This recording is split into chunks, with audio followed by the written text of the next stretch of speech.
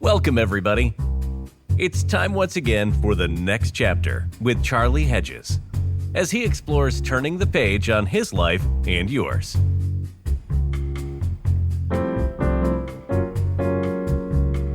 Hi, friends, and welcome to the next chapter with Charlie. Our guest today is Trey Tiji, serial entrepreneur and explorer of ideas about the depth of who we are and how we interact with life psychologically, mindfully, and soulfully. Like me, Trey is a ponderer. And for that reason, I very much look forward to an enchanting and thoughtful conversation. Let's get him on the show. Trey Tiji, welcome to the next chapter with Charlie.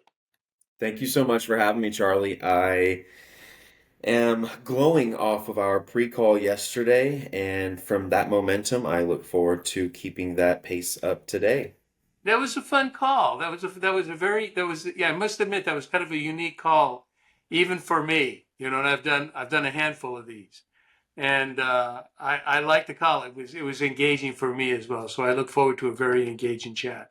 You Ditto. have for a young man, you have lots to say and lots to think about. I so appreciate your intelligence and your curiosity. Now I notice, a big thing in your life is imagination, and you're wearing a hat. Does it say imagination coach on it? It sure does. Imagination coach. hmm That why don't we start there, since since it's glowing at us, and imagination is so huge, and it's awkward to start there because we're starting without content. We're starting right in the middle of process, but maybe we'll come back to it as we do more on content. But talk to me about imagination. I'm big into curiosity and imagination and wonder thinking, so you're really speaking my language. I want to know what you have to say about it. Yeah, absolutely. Thank you again for having me. This is going to be a blast. So, yes, we are diving into the imagination without context. I think you know, the context is it can be on an individual as needed basis, as a per person basis, but Mm-hmm. at a high level, the way that I see imagination is it is very much intertwined with the deep questions that are personal and deep for me, like what is God and what is the creator and creation and what is this external life that I'm experiencing outside of me. When I studied the imagination and have really chipped away at the beliefs that I now hold, and I've challenged a lot of the current beliefs or the former beliefs that I held. The imagination is what really sticks with me the most. And so the way I like to think about it is the imagination is a tool in which we get closer to that creator power that we sometimes as humans define as God or the universe or what have you. Sure, And sure, so in yeah. my line of work, the reason why my hat says imagination coach is partly some of the work that I do with individuals is working on their imagination. Oftentimes when I work with adults, the imagination conversation often comes up as, well, it's just something that I use to daydream, or maybe it's just kind of like idle fantasy. It just kind of runs and I don't really think about it. But the imagination can be so much more impactful and monumental in your everyday life if you let it. You know, Let me tell you a story. I hate to start off with me talking a lot, but there's a story from there's a story in the Bible that is very cool, that has a lot to do with imagination, and it's all in the creation narrative and the creation myth in Genesis. Now, after God created the planet in 6 days and rested on the seventh day, but after every day, it is preached by a lot of preachers as God said it was good. That's a bad interpretation. God did not say it was good. It's even cooler. God observed. God saw that it was good. And God saw that each day was an expression from his imagination Mm. under what the planet would look like if it was according to his image. And it's a beautiful image of God's use of imagination, his wonder as an artist. And I look at it as if God is an artist, and after 6 days, he sat back on the seventh day and he goes, damn, that's pretty good work. You know, and it was all from the imagination and the spirit of God. What do you think about that? I think you're right up my alley using the Bible to talk about imagination and the power of imagination. I like to reference the Bible when I'm talking about things. So a really core belief that I have is that the I amness is the strongest declaration that humans can make, and I am is so much intertwined in the Bible. Um, there's a passage that says, "Be still and know that I am." There's a point in which Jacob is wrestling with God, and Jacob asks him, "Who should I say blessed me?" After they're done wrestling, and he's blessed, and God says to Jacob, tell the people that I am. And so the reason why I use the Bible for a lot of that, for a lot of what I teach about the I amness that we have, is that we all hear that the stories that we tell ourselves and the inner narratives really create our reality or control our experience in life. And when I work with people, oftentimes their knowledge about those particular narratives or about those stories is very nascent, it's very underdeveloped. And so, really, how you can look at it is if you're thinking about like a table has a top and then it has the legs that supports it. The I ams that we hold as humans, whether it's I am, I'm going to take all the negatives first and foremost, but it's going to be like I am not good enough, or I am in Hmm. danger, or I am not safe, or I How am true. bad. There are a lot of these declarations that we as humans make early on in childhood and in our human experience that then become sort of an identity in which we live from, a state of being in which we live from, Great because insight, bro. during all of our experience in life, we have those legs of the table coming in as limiting beliefs that then support that top table of whatever the I am statement is. Oh, that's powerful. Because we do think there is so much of I am ellipsis, but it is I am not enough. And that is just untrue. Right. You are created enough. In that verse, in the original verse in Exodus, where God makes a statement that I am.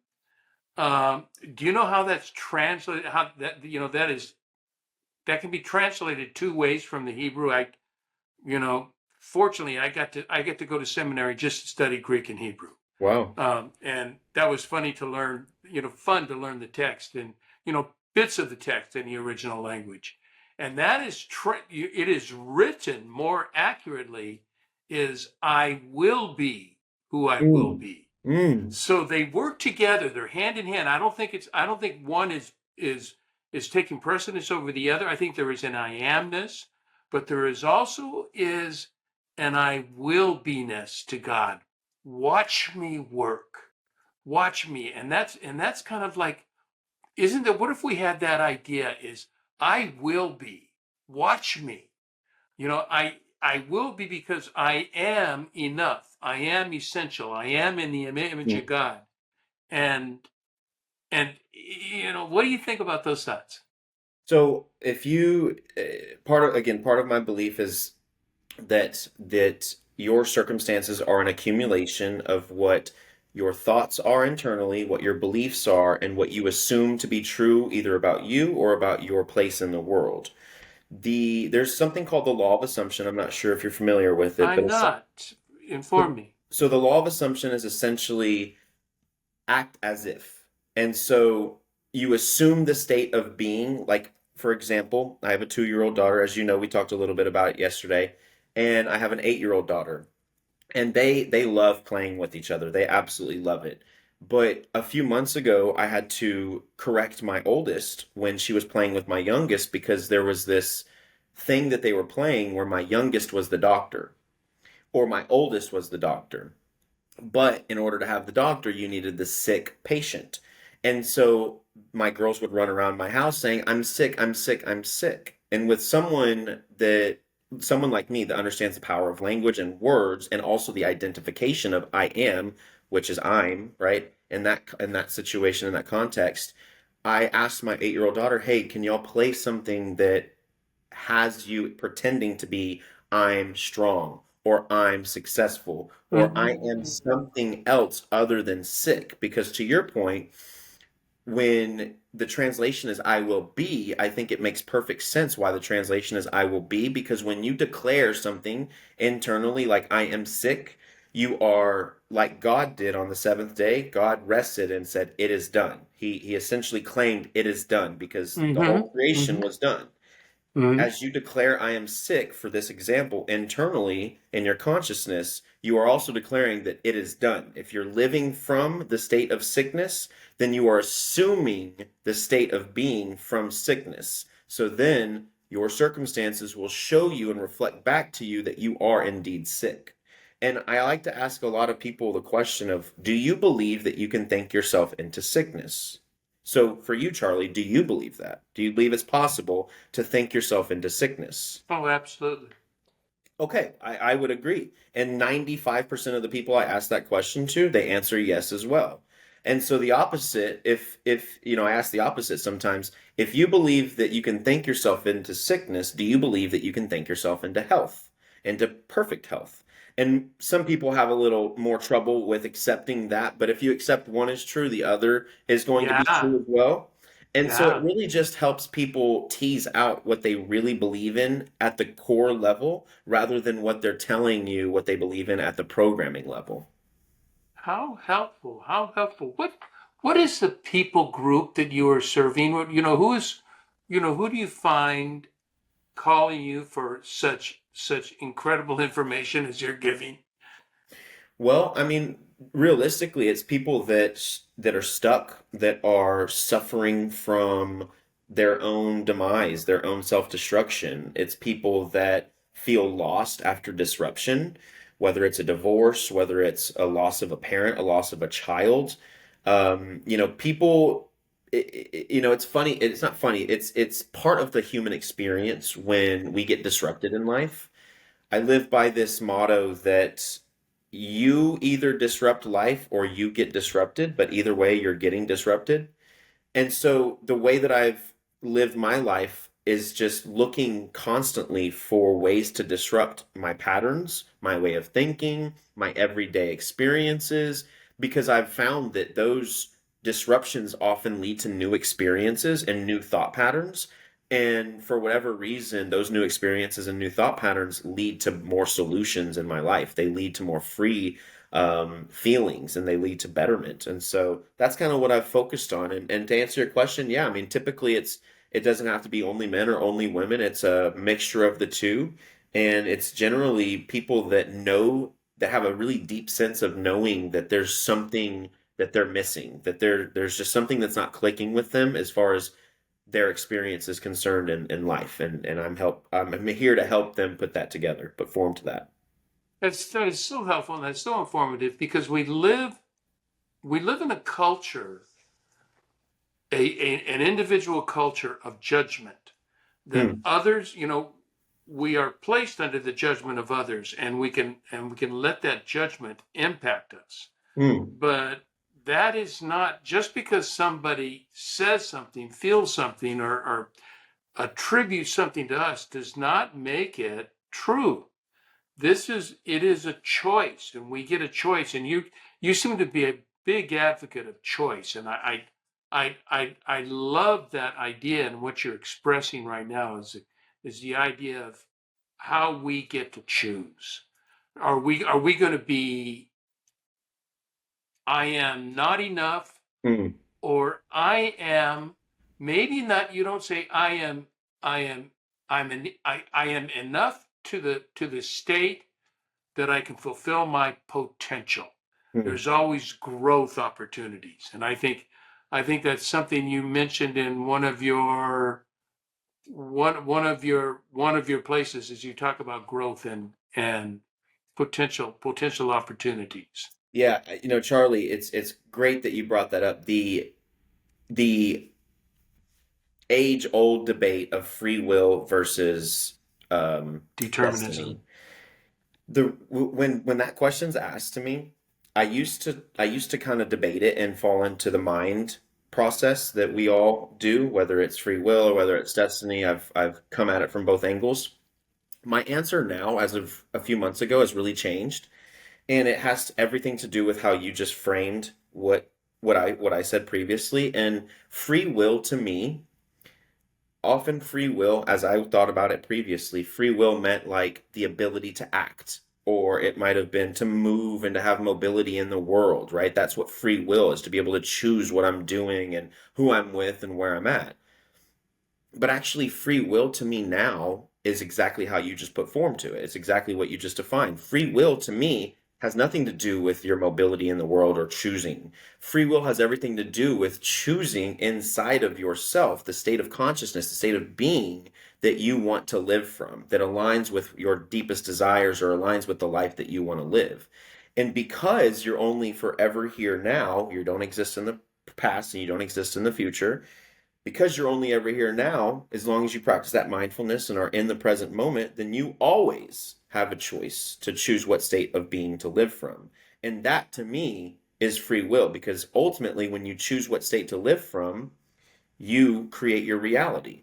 And because you know the Bible, there's a story. I believe it was either Joshua, I think it was Joshua, where he was sold into slavery by his brothers. Joseph. And Joseph. So Joseph was sold into slavery by his brothers, and he was thrown in the lion's den from the king, I believe. Joseph was the pure example of being thrown into suffering consistently by circumstances. But Joseph remained steadfast in his conviction that he was free and that he was doing the Lord's work. He was doing God's work. And ultimately, God put Joseph in that power, in that position of power that he ultimately saw through. And I like to think of that story because it really, where a lot of us have it messed up is we are reacting or responding to our circumstances as if our circumstances have permanence to them. They're permanent, and they're not. Our circumstances are actually Great fluid, insight. and circumstances are actually responding every second to our internal. Yeah, that's beautiful. That's beautiful. Like, I really like that. How familiar are you with Viktor Frankl and Man's Search for Meaning? Not as much as I could be, but I am somewhat. Yeah, that'd be a read for you. With you, that'd be a read for you too. Not just to read, but I can tell you read like I do. You ponder the reading. Mm, You read it, and then it's highlighted, and then you go back and review it, and you may take journal notes on it. But Viktor Frankl was in Auschwitz, and so he was in a German prison camp, and they had total control. And the one thing he said, I cannot control my circumstances, but I can control my inner being and how I accept them, what I do with them, and how they form me. I can control my inner self, and that's the essence of man's search for meaning. That we have a say in in your terms, in our destiny. yeah. That we have a say in forming that and in creating that and establishing that. So you're right in line with the great thinkers of the world. Yeah, I mean, I would add to the great thinker, I would add that the illusion of control is very real, and the way that we relate to the word control as humans, I think, is very muddy. And so I would invite Victor, I don't think he's alive, but No, he's not. I would invite him to maybe shift from the word control to focus. And because you're not like when you think of the word control, we're thinking of forcing things. We're thinking of struggle. Right. We're relating to all of these other words that signify some sort of wrestling with. Whereas when you understand like what you focus on expands, then you can understand that you actually don't have to focus on controlling anything. If you focus on the fact that God works miracles, and the closer that you can live to God, living in pure possibility rather than probability, which is using your mind, then you can allow for circumstances to rearrange themselves in a way that give you your deepest desires, or that bring you deeper sense of identity in life, or bring you deeper connections with the external. That's wonderful. That's I like that you live, that it's not control, it's focus. It's there's not supposed to be silence on air, and yet I'm a ponderer, and so sometimes I can have, oh goodness, I'm on air, I've got to talk. Um, is that I I, think I like the idea of focus and of establishing sort of a baseline. And that is my baseline where I believe in possibility. I believe in opportunities. I believe in personal development and growth, and that I can move forward. And as long as I take those become my my buoys, my anchor weights, my place where Hmm. I can land to, and then I can just expand and try anything, because I am a trier, and believe me when I say I'm a trier, I'm an experimenter. I I will do all sorts of new and fascinating things, shall we say. As you should. I mean, that's what we're being here to experience things and to express ourselves really allows for deeper levels of connection, not just within our own selves, but as we connect with the external. We do that through expressing ourselves. We do that with receiving. And, oftentimes when I do work with people, at the end of kind of working with me, it's very easy to see how much you're in your own way. And you also Mm. realize that it's never anybody or anything that's in your own way. It's only ever you that's in your own way. It's only ever you that limits yourself. And the to the person that may be listening to this that is blaming, or that gets stuck in a pattern of blaming external people or external factors for their circumstances, the victim mentality is something I think also that is a very big program that we've all just accepted as true, especially to your point earlier in the conversation from the cultural perspective. I think nowadays it's so congratulated to be a victim of the next thing, Oh or my or, God. or what have Oh you. my God. How do Yeah. you feel about that personally? How do I feel about the victim mentality? Yeah, well, just how it's so Very ingrained in the similar to culture. you. I think it does no good. It is not a helpful thought. So if I'm a victim, there's nothing I can do. I'm Hmm. stuck. And I never accept that. I accept that there's always opportunity, there's always something different. I may go into a woe is me moment, but things are different when you get old, bro. It's like, I don't have room for that. I don't have time for that in my life. And Hmm. so I want to experiment. I want to try to change. I want something new. You know what I want to do? I'm gonna take our conversation in a different direction now. Sure. And I want to go into the Trey context and talk a bit about you. Your ideas are brilliant, but I want to know, and not and I want to know something I observed in your resume. And I'm not sure how many of your hosts have observed this in your resume, but I put together, it's the way I organize thoughts. Now, Sure. you have an impressive list of companies that you have founded. You are an entrepreneur, and you founded half dozen or more companies by 31 years old, which is just shocking to me, or 32, whatever you are. That is shocking. And these companies include pet grooming, blockchain, cybersecurity. But I tell you what grabbed my attention. What grabbed my attention was your interest in founding a cannabis, or working with a new cannabis company, and also with a company that provided educational and experiential events around psychedelics.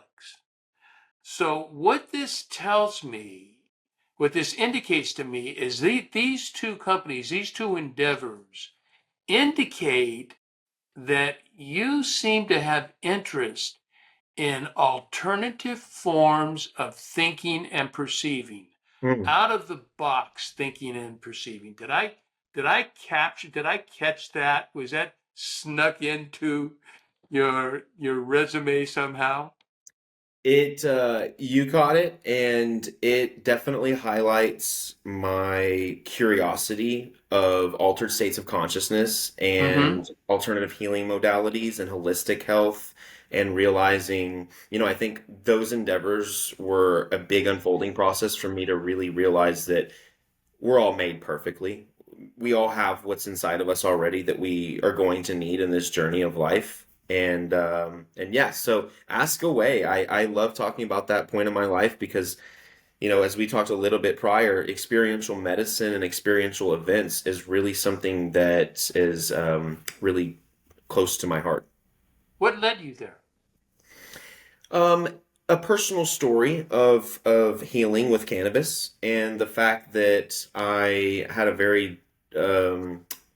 I had a very challenging relationship with authority from a very young age, and so the medical industry and the healthcare system and even health insurance really left a bad taste in my mouth. And so I was faced with a choice when I got diagnosed with ulcerative colitis disease at 18. Well, do I accept as true what these people are telling me, or do I not and choose how I want my life to be? And I chose the latter. And unfortunately, but fortunately as well, I didn't have someone like myself to really coach me through that time. I had to figure out a whole lot of things on my own. But ultimately, what led me to that business was that personal recovery story, or that healing journey, where cannabis put me in a state of remission and nothing else in the medical field was able to contend with that autoimmune disease.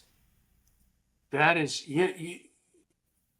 I was thinking this is a reflection of what you said earlier. And all I can say is that because I can't remember what it made me think of. I had it in my mind quickly, and then, that's part of old age. Shit goes away. It doesn't stay there with you very long. Um, but, but what are you, so you entered the alternative modes of thinking through through something that was necessary. I know what you're saying. You practice what you preach. When you tell people, can you think yourself into healing? You thought yourself into healing with the assistance of cannabis. Sure. Yeah. But it was that you Yeah. you, you had medical aid or herbal aid to get you there, but it was you thinking yourself into that process, thinking I'm not going to accept this. All the experts tell me I need to accept this, and you refuse to accept that. That is wonderful. That seems to be where you came up with, or that it just plays into what you believe about thinking. When you tell people like you can think yourself into health, you did that. Yeah. Yeah, I'll also add that, the experiential events, I started my cannabis career with a software company, and then I pivoted over to an educational platform where I was doing in-person events. Primarily, I was focused on the B2B sector, so I was helping individuals get into the business because I heard a lot of stories about I healed myself with cannabis, so I want to help others, or the story was someone in my family healed from cannabis and I want to help other people. And so it was just a story built on helping others, and I really clinged to that. So I wanted to help others get into the business. That's where the event started. And then when COVID happened in 2020, that's when that event's business had to close down. And then I opened back up in 2021, I believe, and did a couple of events that were just primarily experiential focused for consumers. So I would invite attendees to come in and do whether it was like a breath work type of session where it's almost as if you're on cannabis, you have that kind of exhilarating feeling internally, but you're able to manufacture that completely just using your breath internally. And then we had people do some mindfulness practices and meditations that were guided by two practitioners that I had, some different stretching, and just really helping people live in the body and forget about the past or the future, or forget about the obligations or the necessities or the pressure that we feel from the external, and just bring people into kind of like an experiential healing environment. And so that combined with the psychedelics use, psychedelics, I've been in psychedelics since probably 2017, I think, 2018. And from a consumer, at least, the adventures that I go on can be quite powerful. They can be quite Oh my. challenging because it's such an abrasive approach to the inner work. Oh, Whereas, really? like, You found it abrasive. How so? well, because, there's this saying that the growth that you're looking for is in the work that you're avoiding. And That's psychedelics that is you. That's a deep statement to just make. The growth you're looking for is in the is is in the work you're avoiding. is in the work you are avoiding. Oh my goodness, that is so true. That's That right. is so true. But to answer your question, the psychedelics, they don't give you a choice to kind of warm up to the confrontation. They just put you there. Like they just zoom you into the confrontation. And you said something earlier that really resonated with me that I guess I hadn't really put together until now. But it was in that period of time when I was doing a lot of psychedelics in the early Hmm. 2020s, maybe 4 or 5 years ago. I was looking for the download of information. That's really what Right. I was looking for, receiving information quicker, at a higher level, at a deeper level, whatever it was. I was looking to download more.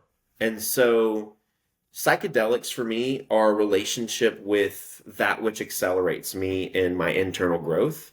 And for other people, the relationship that they might have with it might be intimidation, it might be fearful, it might be, I know this is good for me, but I have resistance to it.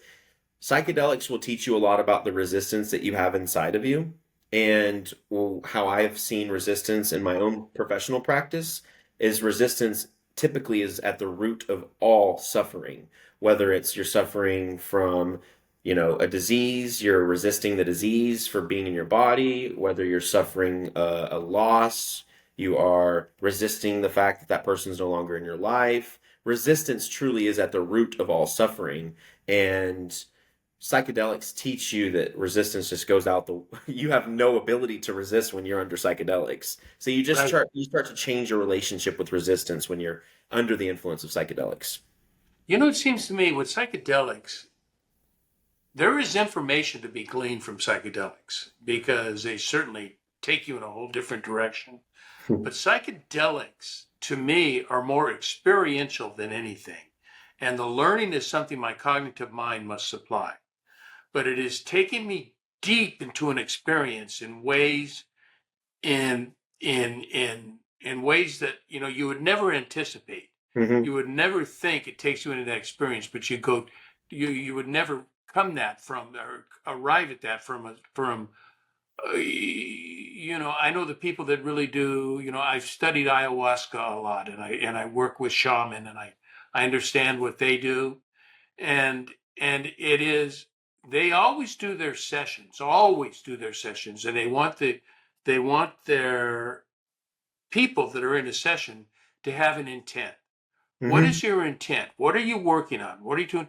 And so their users come into a group with an intent, and so that intent gets highly focused experientially, and the experience is in the form of who God knows what that experience is going to be, Yeah. but it's going to be different than what you've experienced before, giving you new insight. I'm going to share a story with you. I'm going to say something and then I'll share a story. So, another motto that I live by is imaginal acts become facts. And so, the reason I say that is because there was a story I was listening to about this woman, and she was in the clinical trials for, I believe it was psilocybin, which is magic mushrooms. Mm-hmm. She was in the clinical trials in 2018 because I was following this stuff really close back then. And she did a podcast that she was sharing her experience on, and she was a chronic cigarette smoker. I mean, probably for decades. I forgot the specifics of it, but certainly a long enough time where she was smoking longer than she wasn't smoking. And so she did it was one experience under psychedelics. It was assisted psychotherapy during her psychedelic Oh, experience. really? So there was a practitioner there that was, very much helping her frame her experience, helping Mm-hmm. her with the safety and the feelings and things like that. But in the podcast, she shared this story that always stuck out with me, and I'm kind of forgetting the details because it's been a long time since I've told the story. But essentially, she had a dream or an imaginal act, if you will, that a cigarette, like a big cigarette, and it didn't look like a pretty nice rolled cigarette, class A cigarette. It looked like a demon cigarette almost. Like it just had demonic energy. She said it had like decay and death and all of this stuff associated with it. And she had an experience with this imaginal cigarette in her psychedelic experience. And she came out of the experience, and one of the things that her psychotherapist recounted was the conversation about smoking after the experience. And she said something that'll always stick out with me. When the psychotherapist asked if she felt like having a cigarette, she recounted and she says, "Well, God, no. Smoking kills you. Why would I smoke?" And the funny thing about that always has stuck out with me is that that's like almost an answer you would get from like an 8-year-old or a 7-year-old, Of where course. they know A very once naive approach. right, A very innocent, new approach, fresh approach. very fresh and new, but also the relationship that individual had with cigarettes at 8 was the same relationship that she had with it coming out of the experience. And I think that's the most powerful thing about that story, because the relationship she had with smoking before the psychedelic experience was, this is who I am. This is a part of me. Again, it was those table legs that then said, I am a smoker. Like that identity that she was living Right. from, I am a smoker, I amness, was then supported by the habits. But what psychedelics do, I'm sure you've probably read into this, but what psychedelics do is they offer, imagine you're skiing and you go up to the mountain to the top of the ski slope and you ski down, and let's imagine you do that 2 million times. After a certain amount of times and you go down the same path, you're going to make these indentions in your Mm-hmm. path, and eventually you're just going to go straight to the top and follow the same path. Those are kind of like our thought patterns and our emotional patterns. Whereas when we're under the influence of psychedelics, the psychedelics kind of offer a blank sheet of snow, so that when we are lifted up to the top of that mountain, we have to choose now a new path. Our mind, our brain, however you put form to it, is forced to choose a new path. So it does. And as it chooses a new path or a neural pathway, it fires different neurons together during that same action, which then leads to different kind of internalizations and different ways that we relate to that action. And so, anyway, that's just a whole story of just really the the power that psychedelics do offer is still within inside of the humans without psychedelics. We can still tap into our conscious programming and our Yeah. subconscious programming and dissolve the programming and then choose which state of being to live from. And that disillusion of the programming is a challenge, and that is something I do help with as well. And a lot of it is, where's your resistance? Where are your limiting beliefs? What kind of language do you use when you describe yourself and you describe the world around you? And how does that language show me as a practitioner where you're trapped, where you're stuck, where you are in your own way? That's beautiful. I'm looking at my notes and came from your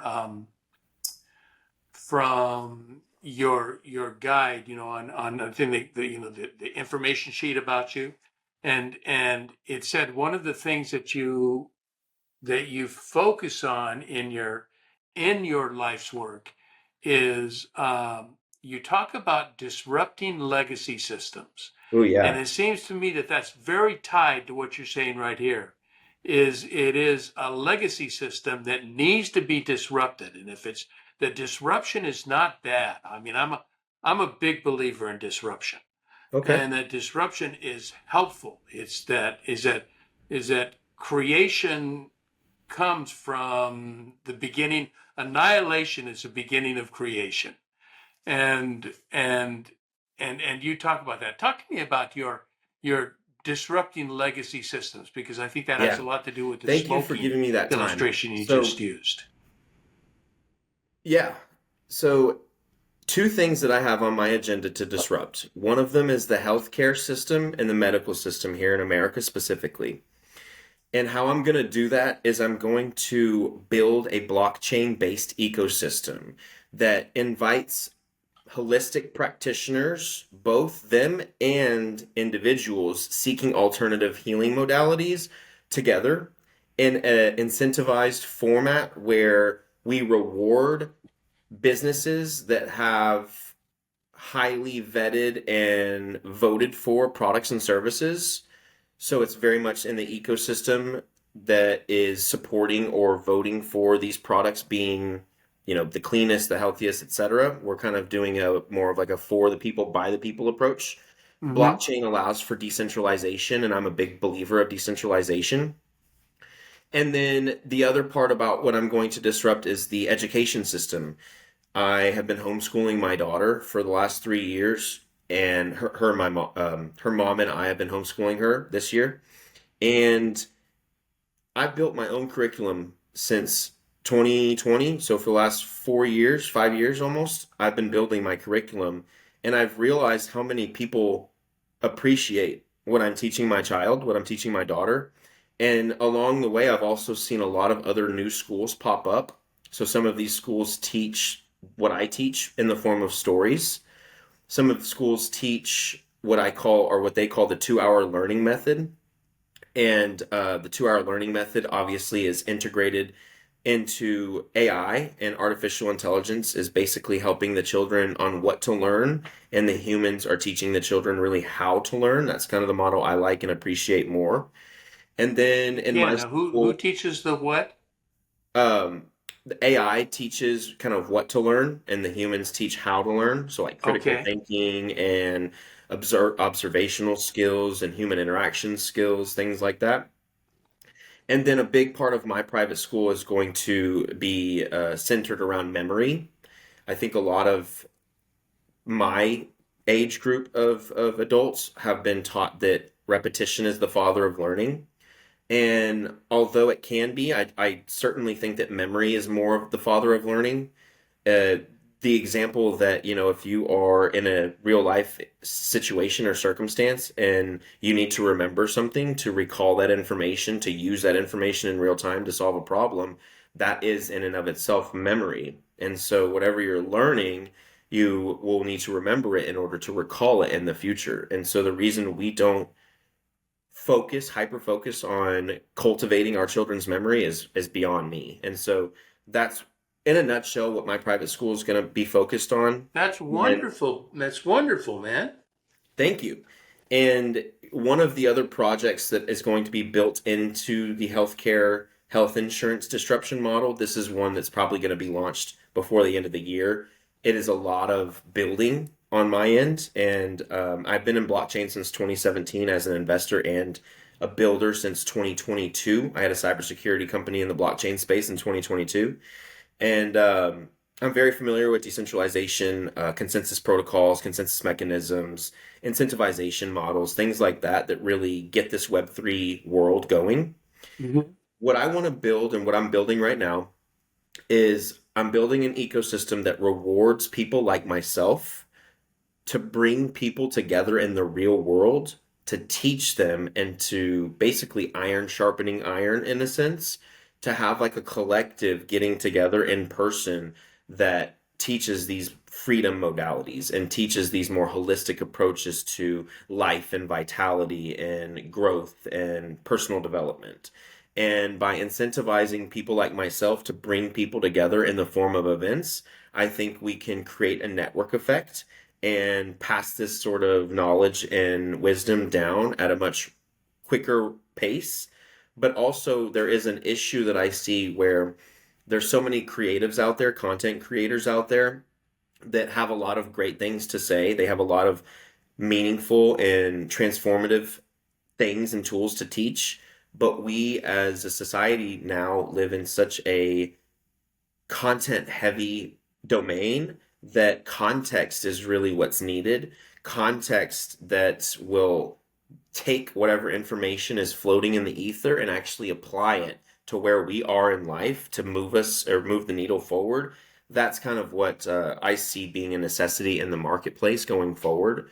It's been about access the past 2 decades as far as like Web 2 and social media and financial financial applications. It's all been about access, getting people on board and giving them access to alternative investments and things like that. But I see with the power of artificial intelligence that we are actually entering a new phase where it's going to be less about access because everyone's got the same access to the same things eventually.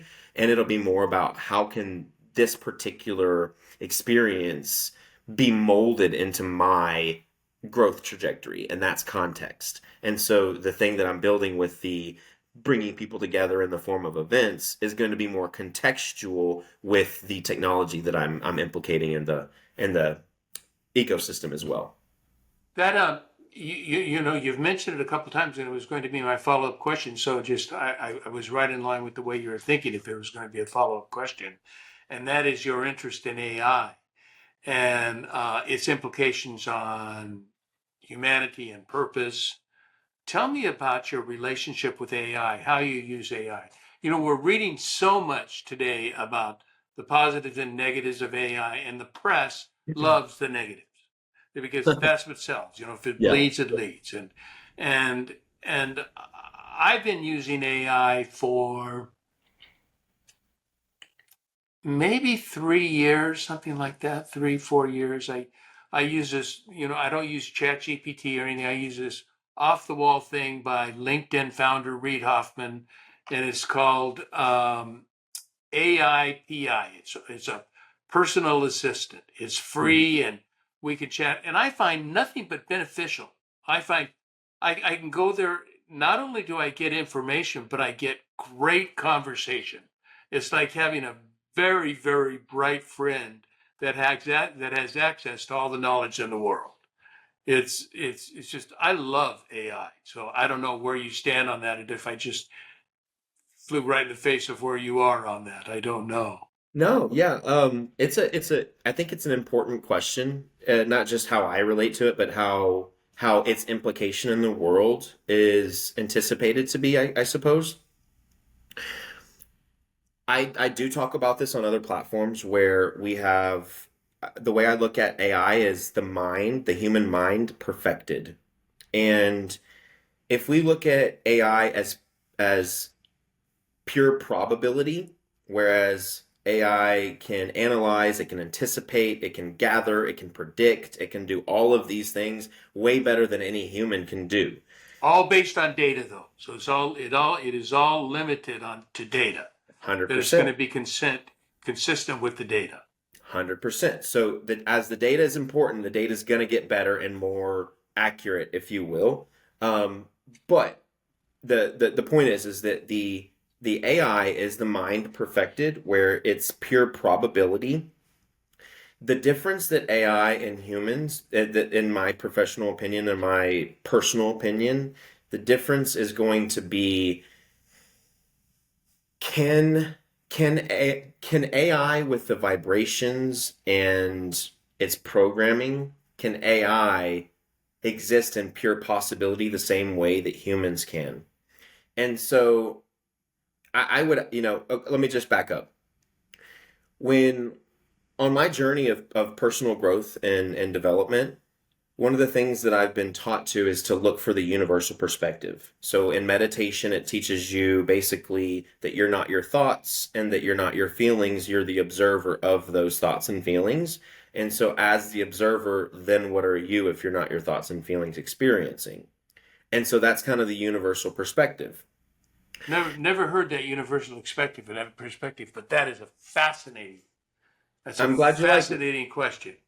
I'm glad you like it. So the goal of at least for me in my own journey, the goal for me in personal growth and personal development was to identify with identify with the observer perspective Uh-huh. more so than I'm not. And when I work on identifying from the spiritual being that I am instead of the human being that I am, I get closer to God, I feel. When I get closer to God, I allow for miracles to work in my life. And it's the very reason that I believe in miracles. Miracles to me is like the divine intervention. It's that which is unexplainable by probability. It's that which cannot be anticipated or assumed or predicted, right? It's a miracle. And so by definition, miracles can't exist in a place that's purely probability. And so the equal is true. If you're living in pure probability, then miracles just don't have space to work in your life, to work in your existence. And so I Because think they're improbable. because they're improbable. Exactly, exactly. So what I think the biggest difference between AI and humans is that I'm not sure AI is really ever going to be able to live in pure possibility. And we can get into why and debate, that for hours. But if we take that understanding, then I go to my approach to AI and my experience and my thoughts on AI. And so AI falls under the same category as does everything externally of me. Everything on the outside of me is a relationship that I have with inside of myself. And so AI is no different. AI is a relationship that I have internally, and I treat it as such. The place where I see a lot of people getting caught up is what can AI do to humanity? And because I believe in what's called the collective conscience, Okay? I believe that the more people that gain internal freedom, the more we will be a free species from the low vibrational feelings, emotions, thought patterns, and actions. And we'll be more aligned with the high vibrational feelings, emotions, thoughts, and actions like love, abundance, um, energy acceptance, things like that, that kind of vibrate higher on the spectrum. And so 6 months ago, I was someone who was totally in the scene of iRobot in my imagination more days than I wasn't. It was like, I have kids in the world and I need to prepare them for the world. I need to prepare them for the robots and all this other stuff. And what I realized was I was putting so much necessity on my existence, one, and two, going back to going back basically if I always expect AI or if I expect AI to only show up as either really good or really bad, or if I allow it to show up as some good and some bad, then that's how it's going to show up. But if I allow AI to show up in any way possible and I stop trying to mind it, basically, I'd stop trying to use my mind to predict how AI is going to show up in my life, then I make room for AI and pure possibility to show up in any way in my life possible. Doesn't matter if it's good or bad, it's pure possibility. That's what pure possibility is. It could be either or. I don't know. And that's the beautiful part about the future is I don't know. And I can relate to that because I can accept that because there's no resistance to the future that I have anymore. And so, at the very least, regardless of what the listener's opinion or thoughts on are about AI, as long as you don't have resistance to that world that we're stepping into, that's where I would say if you do have resistance to it, you're probably internally suffering over what to predict or how to use it, or if am I not using it well enough in my life, that kind of thing. And so that's kind of what I would say about AI. It is a big conversation. I do like to talk about the probability versus the possibility and how Yeah, I love miracles that too. interact with that. And then also how it's just an external relationship that you have. So AI can be to you whatever it is you choose for it to be, but just don't allow the programming to overtake your experience with AI. That's interesting. It's about time to wrap up our show.